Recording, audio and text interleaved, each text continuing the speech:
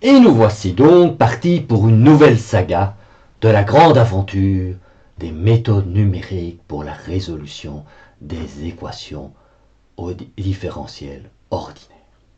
Alors, pour résoudre ces équations différentielles ordinaires, on avait découvert qu'il y avait des méthodes explicites et des méthodes implicites.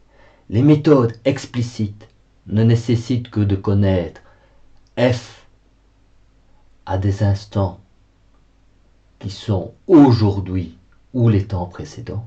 Les méthodes implicites nécessitent de connaître f pour la nouvelle valeur ui plus 1. Évidemment, ce qui est pratique avec les méthodes explicites, c'est qu'il n'y a pas de problème à résoudre, ça c'est vachement cool. Ce qui n'est pas cool, c'est que même pour des problèmes stables, on a souvent une condition de stabilité conditionnelle qui nécessite parfois pour les problèmes raides d'utiliser des tout petits pas de temps. Et ça, c'est embêtant, on n'aime pas.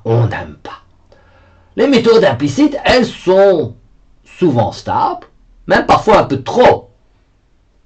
Elles sont parfois stables pour des problèmes instables, ce qu'on ne veut pas.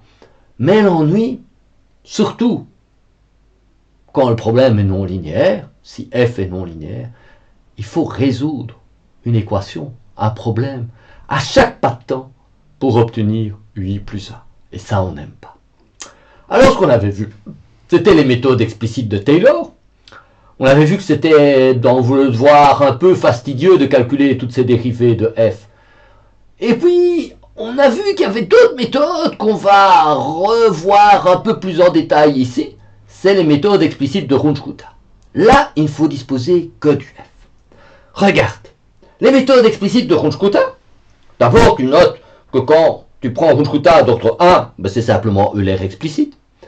Si tu prends Runge-Kutta d'ordre 2, tu vois, c'est un peu plus compliqué. On fait 2 calculs de f. Et la Runge-Kutta d'ordre 4, on fait 4 calculs de f. Et ces 4 calculs de f, ça va contrebalancer, ça va fournir la même chose que d'avoir calculé des tas de dérivées fastidieuses dans Taylor. Alors, comment est-ce qu'on fait ça? Ben, la question c'est, tu vois que pour définir une méthode de Runge-Kutta, il y a des paramètres là, il y a des poids qui interviennent dans la combinaison linéaire des K1 et des K2. Et les K1 et les K2, c'est quoi? C'est des estimations de f. Tu vois que le premier K1, c'est simplement f au point de départ. Le deuxième K2, c'est f où on a avancé d'une certaine distance, alpha.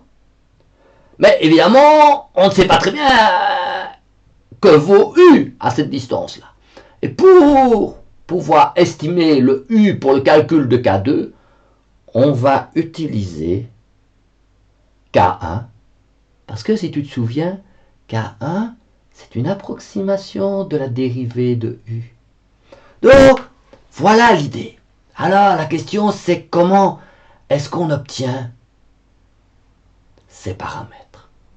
Alors, je l'avais montré, mais je vais le remontrer ici pour être sûr que tu comprends bien. On va prendre un exemple simple.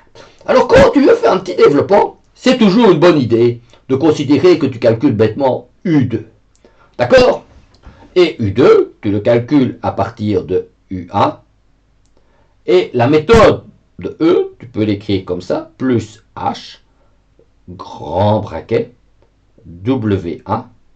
Alors tu calcules K1, mais K1 c'est simplement la fonction f évaluée en 1. Ça, c'est grand F1. Grand F1, ça note f de x1, u1. Plus W2.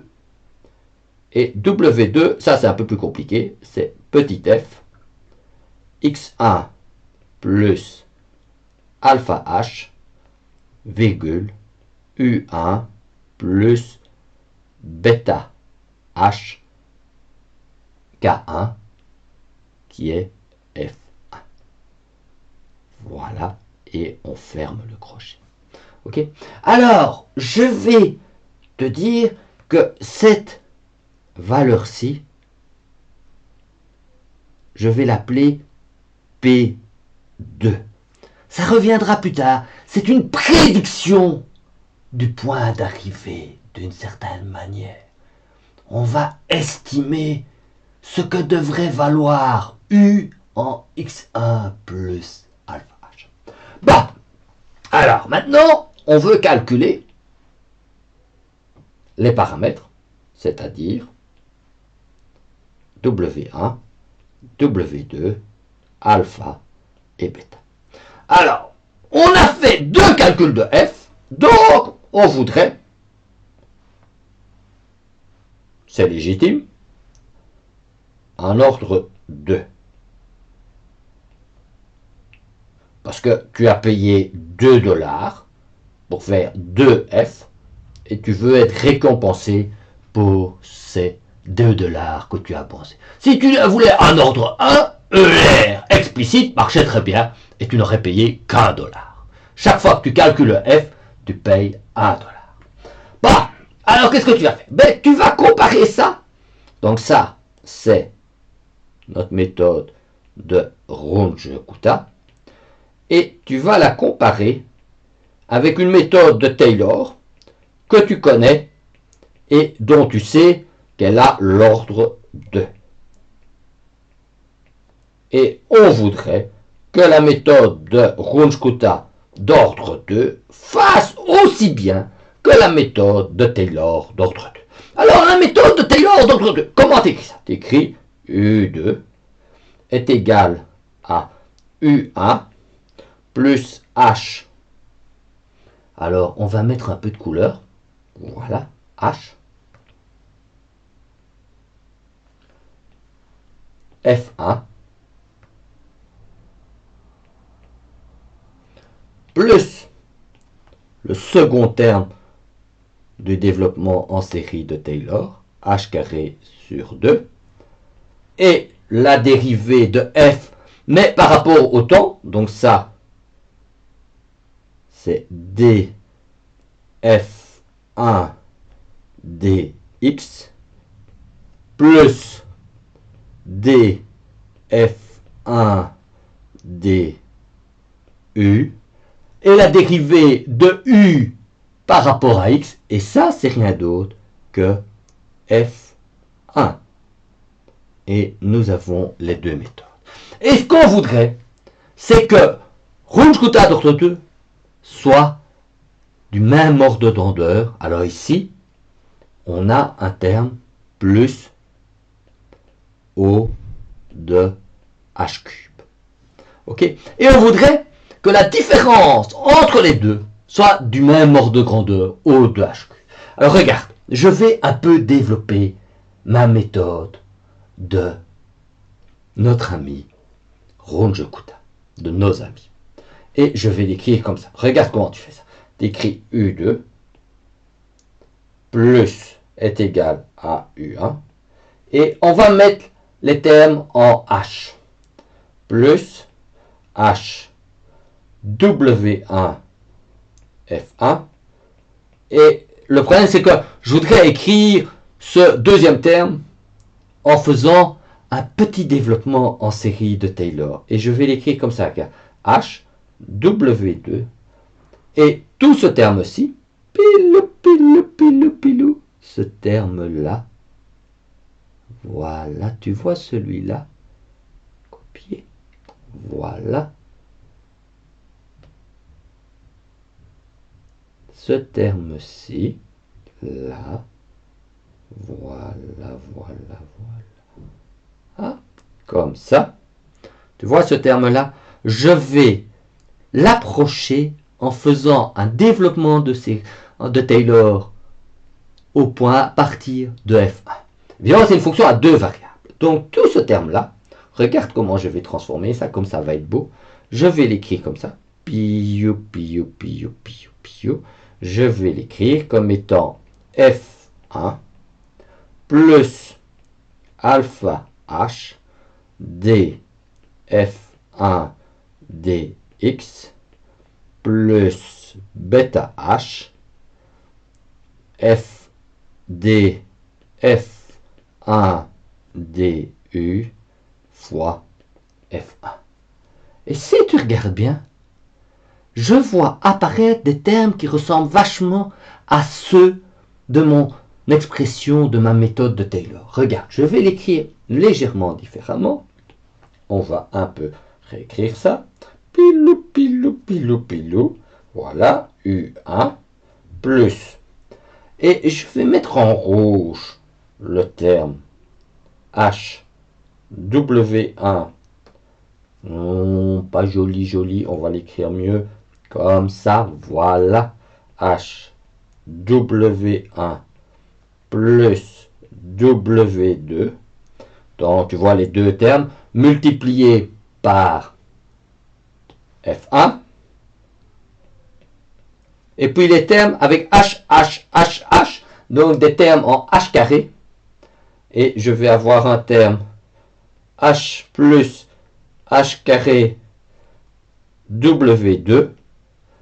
Et maintenant, j'ouvre la parenthèse ici. Rouge. Et je vais avoir alpha d W1 dx plus bêta. Voilà.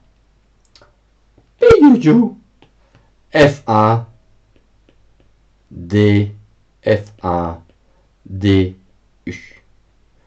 Et ce terme-là est précis à, est identique au terme qui précède avec un facteur plus au h de cube. Parce que mon développement en série ici, il a un terme d'erreur plus au h carré. F de x1 plus alpha h et de u1 plus bêta hf1 est égal à l'expression en rouge qui est en dessus à o de h carré. Comme j'ai multiplié ça par h, c'est o de h cube. Ok? Donc, j'ai écrit une approximation à l'ordre o de h cube de ma méthode de Runge-Kutta et je vois que cette méthode approximée à l'ordre o de h cube, elle ressemble vachement à la méthode de Taylor si j'identifie les termes rouges et les termes bleus. Donc j'ai trois équations. Je vais écrire que H est égal à H W1 plus W2. Je vais écrire que H carré sur 2 doit être égal à H carré W2 alpha et doit être égal à H carré W2 bêta. Et tu vois tout de suite que j'ai trois équations. On va le mettre.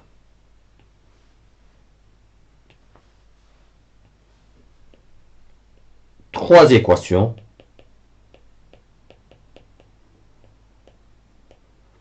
Quatre inconnues. Il est donc possible de construire un nombre infini de méthodes de Runge-Kutta d'ordre 2. Alors, il y en a une qui paraît relativement naturelle, c'est de choisir des points égaux. Si tu prends W1, W2 est égal à 1,5, tu trouves automatiquement que alpha et bêta valent 1. C'est ce qu'on appelle la méthode de Hön. Et la méthode de Hön, c'est ce que tu obtiens en approchant les deux expressions terme à terme. Alors, la question c'est, est-ce que la méthode de Hön et la méthode de Taylor sont identiques? Non, elles ne sont pas identiques.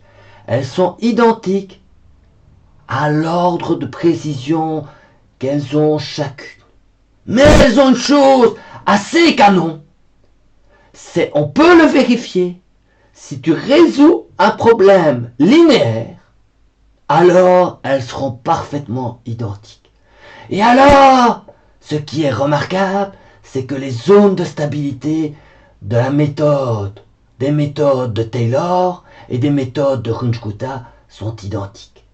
Donc, les méthodes de Runge-Kutta et de Taylor sont identiques uniquement pour les problèmes linéaires. Pour les problèmes non linéaires, elles ne sont pas tout à fait identiques. Elles se ressemblent. Elles ont la même propriété de stabilité. elles ont le même ordre de précision, mais ce ne sont pas les mêmes méthodes. Et donc, on va voir l'interprétation des méthodes de Runge Kutta au prochain épisode.